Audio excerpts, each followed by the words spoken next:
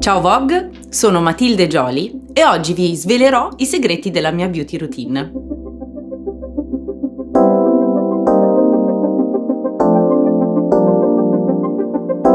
Partiamo. Dunque, vi racconterò un make-up che io mi farei tutti i giorni e con cui, per esempio, mi presenterei tranquillamente a un provino, a un casting, visto che ne devo fare tanti per lavoro. Prima di fare qualsiasi cosa si parte con una detersione del viso. Il viso deve essere pulito prima di fare qualsiasi cosa, quindi acqua fresca e poi acqua micellare. Io inizio facendo un mix di una crema e di un fluido che terranno la mia pelle idratata durante tutto il giorno e anche protetta dal sole. Quindi mischio queste due creme e le metto proprio come base di tutto. Tante volte il provino è quasi al buio, non si sa che cosa si andrà a interpretare, quindi io mi presento sempre con sicuramente una base di trucco che valorizzi e illumini il mio viso, perché comunque magari è la mattina presto e appena sveglia così, no. Però deve lasciare comunque che il mio viso sia il più naturale possibile, in modo tale che solo dopo, durante il provino, si andrà a caratterizzare il personaggio. Vado con l'applicazione di crema e fluido, il viso mio è già deterso. Questo è il primo step. Il contorno occhi. Mi sono appassionata al contorno occhi perché spesso, facendo magari orari a lavoro un po' complessi, ho trovato un prodotto che ha dentro tutte proprietà naturali, cioè per esempio il pepe rosa. A me piacciono i prodotti che hanno dentro cose naturali, che aiutano un po' a sgonfiare e a ricompattare questa parte sotto gli occhi. Quindi metto poco poco, io faccio così proprio, fluido, e lo picchietto con le mani. Mi hanno insegnato che quando si applicano creme e fluidi non bisogna mai andare verso il basso, perché ci pensa già la gravità, diciamo, ma verso l'alto o picchiettare. A questo punto, prima di applicare il fondotinta, devo mettere il primer. Ecco qua.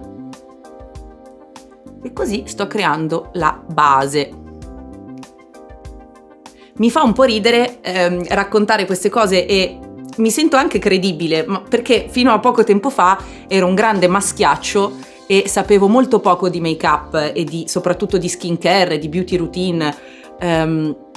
Facendo questo lavoro inevitabilmente, un po' osservando le truccatrici che mi truccano sui set o magari per le prime dei film o i festival, è inevitabile, le osservi e impari un po' di passaggi, impari un po' di cose. E in più mi sono incuriosita, perché alla fine sono una persona curiosa, ed effettivamente avere, non dico improvvisamente diventare esperta, però avere comunque una routine con dei passaggi che sono sempre gli stessi tutti i giorni, su di me ha avuto un grande effetto. E adesso possiamo passare al fondotinta.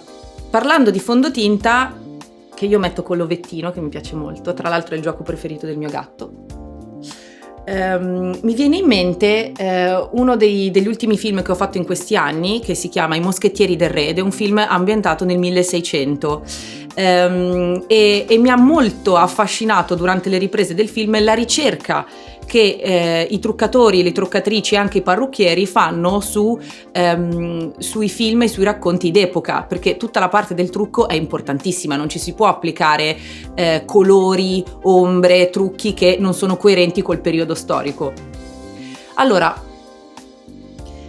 ci sono vari metodi per applicare il fondo con la spugnetta, credo che non ci sia uno giusto o uno sbagliato, è molto soggettivo. A me per esempio piace picchiettare in questo modo, come se andassi veramente un po' a disegnare, no? Come se dovessi riempire un foglio bianco col fondo, quindi a me piace farlo così, però ci sono altri movimenti, diciamo, anche più circolari che vanno benissimo.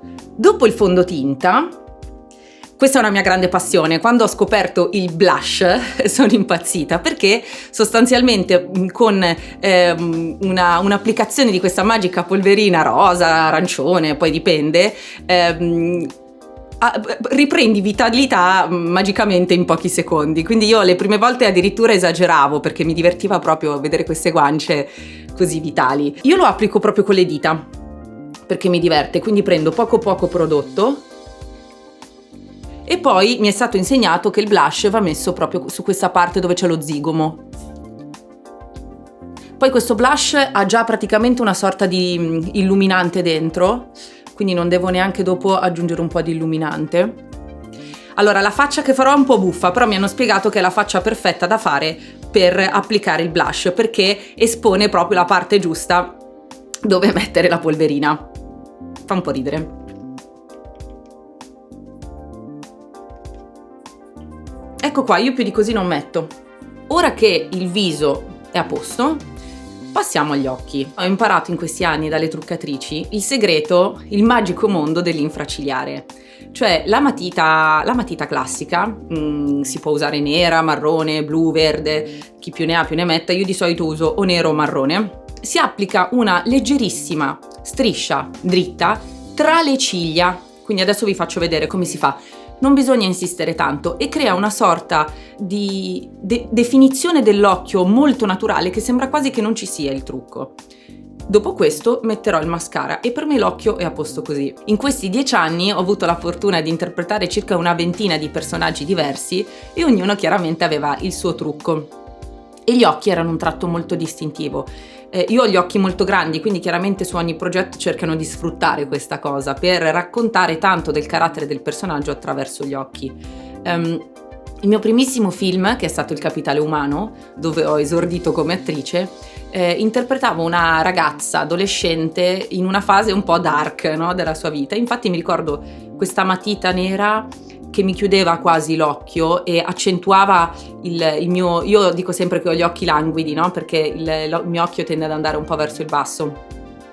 E quindi c'era questa matita sporca, un po' colata, che ricorda un po' la fase adolescenziale, no? Dei nostri ragazzi. Quando io stessa, quando ero al liceo, ho avuto un periodo in cui mi truccavo così. Se penso invece ad oggi, 10 anni dopo, ho girato un film che si chiama Quattro metà, che è su Netflix adesso, dove invece rappresento una donna di 35 anni in carriera molto sofisticata e lì invece al contrario hanno cercato attraverso il trucco, invece che farmi andare l'occhio verso il basso, a tirarlo un po' più verso l'alto per avere gli occhi quasi un po' più da gatta, no? Nonostante sia semplice il gesto, ma non è facile applicarla perché ci vuole una mano molto ferma e grande precisione, quindi ci proviamo. Adesso piano piano mi avvicino.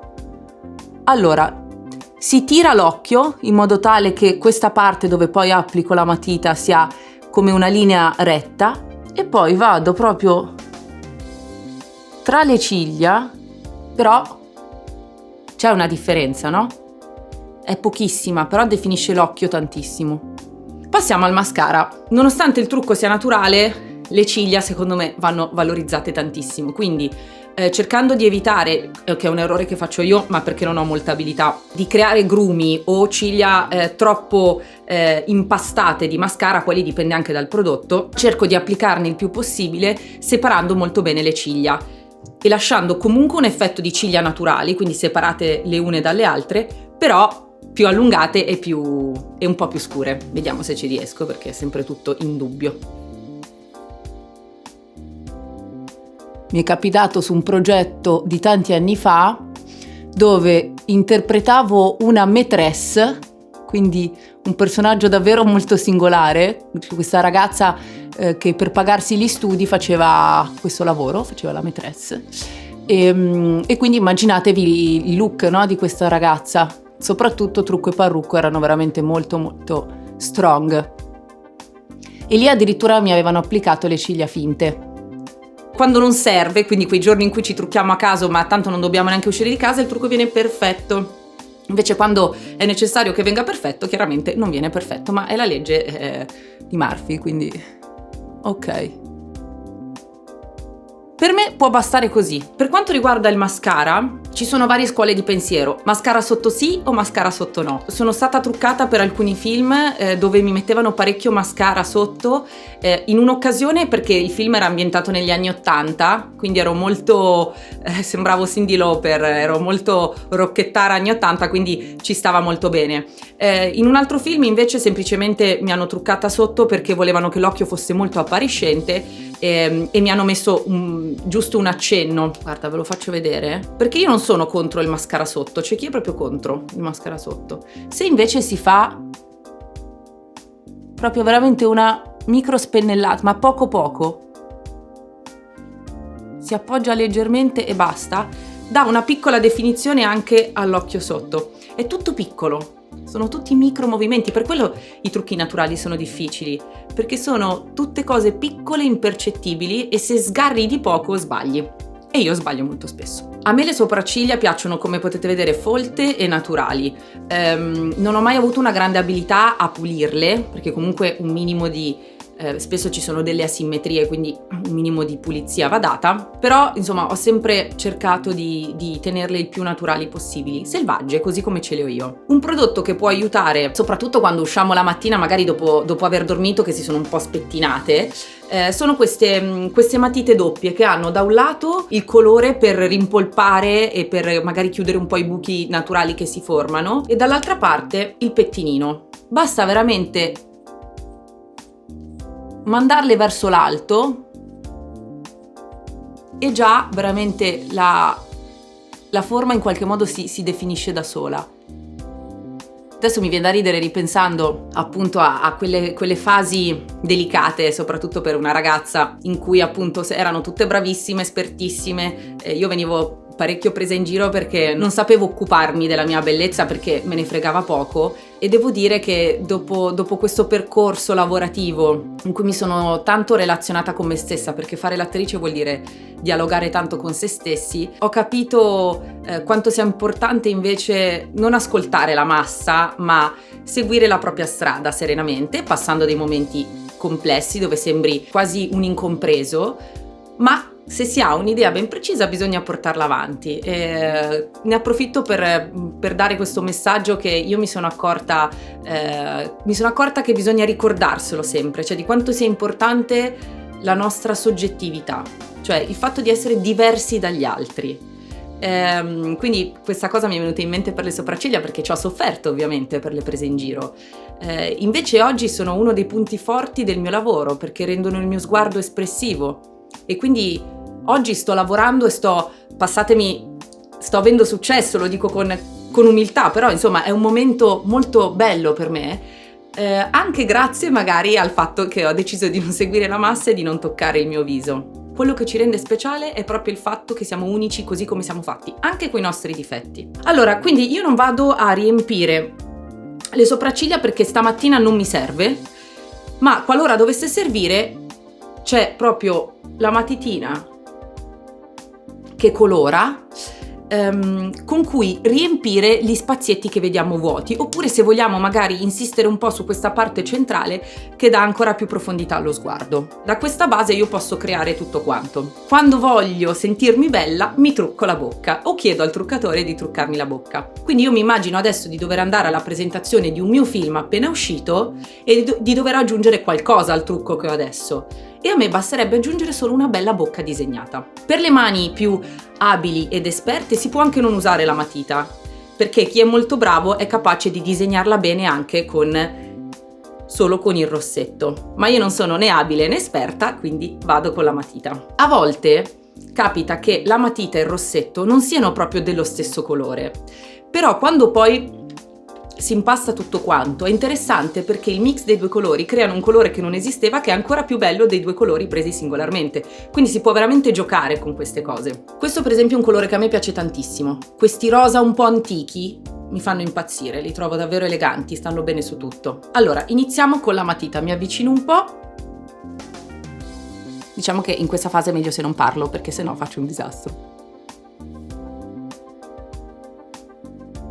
Come avevo fatto per l'infracigliare, se tiriamo gli occhi, le labbra e cerchiamo di distendere appunto il più possibile la pelle, ci risulta un po' più facile essere precisi con la matita.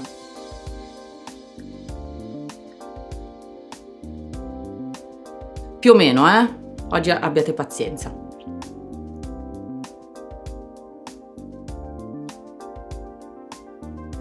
Quindi questo è quanto. Abbiamo unito il trucco naturale per tutti i giorni, per potermi presentare tranquillamente a un provino e diventare chi voglio, quindi partendo da una base molto neutra, e abbiamo aggiunto l'elemento, diciamo, che secondo me è il mio elemento di forza, che sono le labbra, la bocca. Per una persona che non si sapeva truccare, secondo me è già un grande risultato. Ciao Vogue, sono Matilde Gioli e se volete guardare altri video, iscrivetevi qui.